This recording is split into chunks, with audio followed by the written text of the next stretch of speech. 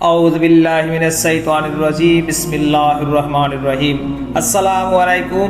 আপনি কি জানেন বছরের ঠিক কোন দিনটিতে আল্লাহ সবচেয়ে বেশি মানুষকে জাহান্নাম থেকে মুক্তি দেন? হ্যাঁ, সেটি হলো পবিত্র আরাফার দিন। রাসূল পাক সাল্লাল্লাহু আলাইহি ওয়াসাল্লাম বলেছেন, হজই হলো আরাফা। এই দিনে আল্লাহর কাছে ক্ষমা চাওয়াটাই হজের মূল প্রাণ। রসুলে পাক সাল্লাল্লাহু আলাইহি ওয়াসাল্লাম বলেছেন, হজই হলো আরাফা। আর এই দিনের শ্রেষ্ঠ দোয়াটি হলো লা ইলাহা ইল্লাল্লাহু ওয়াহদাহু লা শারীকা লাহু লাহুল মুলকু ওয়া লাহুল হামদু ওয়া হুয়া আলা কুল্লি শাইইন কাদির।